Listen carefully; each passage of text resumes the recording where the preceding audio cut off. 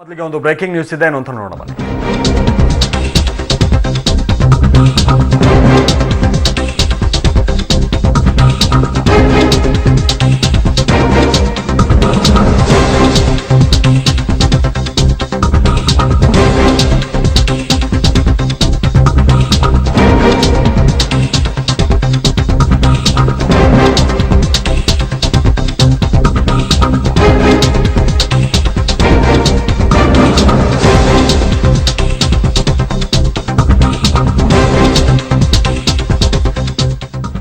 ಬೆಂಗಳೂರಲ್ಲಿ 5.7 ಕೋಟಿ ರೂಪಾಯಿ ಹೊಸ ನೋಟು ಪತ್ತೆ ಪ್ರಕರಣಕ್ಕೆ ಸಂಬಂಧಪಟ್ಟಂತಹ ಬ್ರೇಕಿಂಗ್ ನ್ಯೂಸ್ ಇದು. ಅಖಾಡಕ್ಕೆ ಈಗ ಸಿಬಿಐ ತಂಡ ಧುಮುಕಿದ್ದಾರೆ. ಆದಾಯ ತೆರಿಗೆ ಇಲಾಖೆಯಿಂದ ಮಾಹಿತಿ ಪಡೆದುಕೊಂಡಿದ್ದಾರೆ.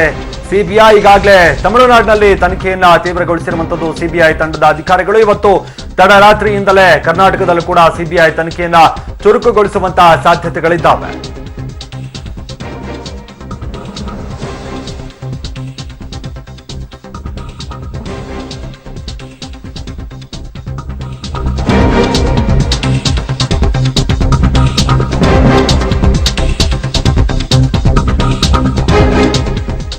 ಓಕೆ, ಬಗ್ಗೆ ಹೆಚ್ಚಿನ ಮಾಹಿತಿ ಕೊಡ್ತಾರೆ ನಮ್ಮ ಪ್ರತಿನಿಧಿ ಮಂಜುನಾಥ್. ಯಾವೆಲ್ಲ ಮಾಹಿತಿಗಳನ್ನ ಪಡೆದುಕೊಂಡಿದ್ದಾರೆ ಸಿಬಿಐ ತಂಡದವರು, ಹಾಗೆ ಎಲ್ಲೆಲ್ಲಿ ವಿಚಾರಣೆಯನ್ನ ನಡೆಸ್ತಾ ಇದ್ದಾರೆ, ಎಲ್ಲೆಲ್ಲಿ ತನಿಖೆಗೆ ಹೋಗ್ತಾ ಇದ್ದಾರೆ ಸಿಬಿಐ ಅಧಿಕಾರಿಗಳು ಅಂತ?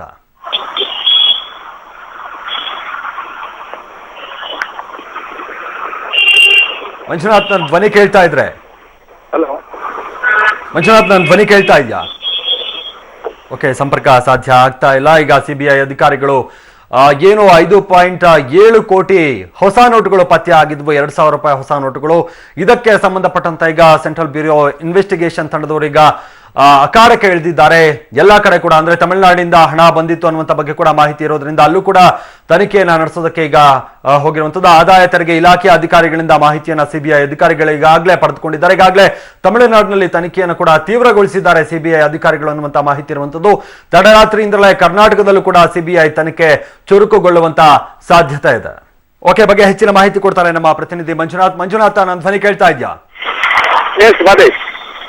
ಮಂಜುನಾಥ್, ಸಿಬಿಐ ಅಧಿಕಾರಿಗಳು ಇವತ್ತಿನಿಂದ ತನಿಖೆಯನ್ನ ಚುರುಕುಗೊಳಿಸ್ತಾರೆ, ಸಿದ್ಧಗೊಂಡಿದ್ದಾರೆ. ಈಗ ಎಲ್ಲ ಮಾಹಿತಿಯನ್ನ ಕೂಡ ಪಡೆದುಕೊಂಡಿದ್ದಾರೆ ಅನ್ನುವಂಥದ್ದು. ಎಲ್ಲೆಲ್ಲಿ ತನಿಖೆಯನ್ನ ವಿಚಾರಣೆ ನಡೆಸೋದಕ್ಕೆ ಸಿದ್ಧತೆ ನಡೆಸಿಕೊಂಡಿದ್ದಾರೆ ಸಿಬಿಐ ಅಧಿಕಾರಿಗಳು, ಹಾಗೆ ಏನೆಲ್ಲ ಮಾಹಿತಿಗಳನ್ನ ಪಡೆದುಕೊಂಡಿದ್ದಾರೆ ಅನ್ನುವಂಥದ್ದು ಈಗ ಪ್ರಾಥಮಿಕವಾಗಿ?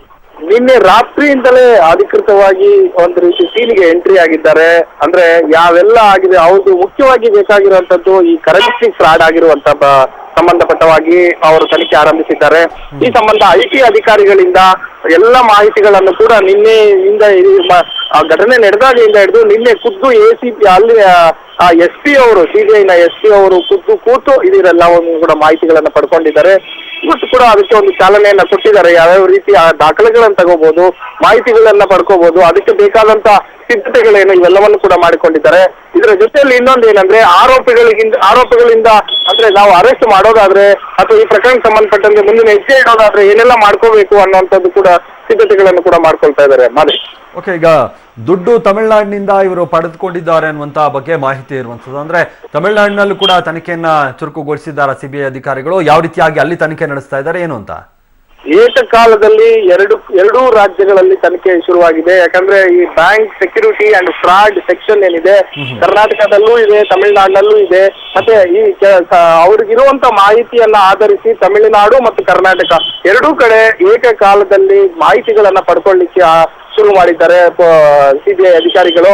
ಮತ್ತೆ ಅವರು ದೊಡ್ಡ ಅಂದ್ರೆ ಹಿರಿಯ ಅಧಿಕಾರಿಗಳೇ ಕೂತು ಮಾಹಿತಿಗಳನ್ನ ಸಂಗ್ರಹಿಸ್ತಾ ಇದ್ದಾರೆ. ಓಕೆ, ಅಂದ್ರೆ ಇಲ್ಲಿ ಯಾರ ಮನೆಗಳಲ್ಲಿ ಈಗ ಅಕ್ರಮ ದುಡ್ಡು ಪತ್ತೆ ಆಗಿದೆ ಅವರನ್ನ ಏನಾದ್ರೂ ವಶಕ್ಕೆ ಪಡೆದುಕೊಂಡು ವಿಚಾರಣೆ ನಡೆಸ್ತಾರಾ ಹೇಗೆ ಅಂತ? ಇನ್ನು ಆ ಹಂತಕ್ಕೆ ತಲುಪಿಲ್ಲ. ವಶಕ್ಕೆ ಪಡೆಯೋದಾಗ್ಲಿ ಅಥವಾ ಅರೆಸ್ಟ್ ತೋರಿಸಿ ಪಡ್ಕೊಳ್ಳೋದ ಏನು ಅಂತ ಇನ್ನು ಆ ಹಂತ ತಲುಪಿಲ್ಲ. ಆದ್ರೆ ಅದಕ್ಕೆ ಪೂರ್ವಭಾವಿ ಸಿದ್ಧತೆಗಳು ಏನಾಗಬೇಕು ಅನ್ನುವಂಥದ್ದು. ಯಾಕಂದ್ರೆ ಒಂದು ಕರೆನ್ಸಿ ಎಲ್ಲಿಂದ ಎಲ್ಲಿಗೆ ಬಂದಿದೆ, ಇದ್ರ ಹಿಂದೆ ಇರೋರು ಯಾರು, ಮತ್ತೆ ತಂದವರು ಜಿನೈನ್ ಪರ್ಸನ್ ನ ಇಲ್ವಾ, ಮತ್ತೆ ಅವರಿಂದ ಸ್ಪಷ್ಟೀಕರಣಗಳು ಏನಿದೆ, ಈ ಕರೆನ್ಸಿ ಹೇಗೆ ಮುಟ್ಟು ಅವರಿಗೆ ಅನ್ನೋದಕ್ಕೆ ಅವರ ಏನು ಸಿಕ್ಕಿ ಹಾಕಿಕೊಂಡಿರುವ ಆರೋಪಿಗಳ ಬಗ್ಗೆ ಏನೆಲ್ಲ ಮಾಹಿತಿ ಇದೆ, ಅವರಿಂದ ಏನು ಮಾಹಿತಿ ಇದೆ ಅನ್ನುವಂಥದ್ದು ಇವೆಲ್ಲವನ್ನು ಕೂಡ IT ಅಧಿಕಾರಿಗಳಿಂದ ಪಡ್ಕೊಳ್ತಾ ಇದ್ದಾರೆ. ಯಾಕಂದ್ರೆ ನಿನ್ನೆ ಅಷ್ಟೇ ED ಅಧಿಕಾರಿಗಳು ಕೂಡ ಒಂದು ರೌಂಡ್ ವಿಚಾರಣೆ ಮಾಡಿದ್ರು. ಅದ್ರ ಜೊತೆಯಲ್ಲಿ IT ಅಧಿಕಾರಿಗಳು ಕೂಡ ನಿನ್ನೆ ಬೆಳಿಗ್ಗೆ ಕರ್ಕೊಂಡೋಗಿ ವಿಕ್ರಯಪ್ಪ ಮತ್ತೆ ಜಯಚಂದ್ರ ಅವರಿಂದ ಮಾಹಿತಿಗಳನ್ನ ಪಡ್ಕೊಂಡಿದ್ರು. ಸೊ ಇದೇ ಹಿನ್ನೆಲೆಯಲ್ಲಿ ಅವ್ರಿಗೆ ಎಲ್ಲೆಲ್ಲಿ ಡೌಟ್ ಇದೆಯೋ ಆ ಡೌಟ್ಗಳನ್ನ ಕ್ಲಿಯರ್ ಮಾಡ್ಕೊಳ್ಳೋಕೆ ಶುರು ಮಾಡಿದ್ರು IT ಅವರು ಮತ್ತೆ ED ಅವರು. ಈಗ CBI ಅಧಿಕೃತವಾಗಿ ಎಂಟ್ರಿ ಆಗಿರೋದ್ರಿಂದ ಇವರು ಎರಡೂ ಸಂಸ್ಥೆಗಳಿಂದ ಮಾಹಿತಿಗಳನ್ನ ಪಡ್ಕೊಳ್ತಾ ಇದೆ. ಓಕೆ ಧನ್ಯವಾದ ಮಂಜುನಾಥ್ ನಿಮ್ಮೆಲ್ಲ ಮಾಹಿತಿಗಾಗಿ.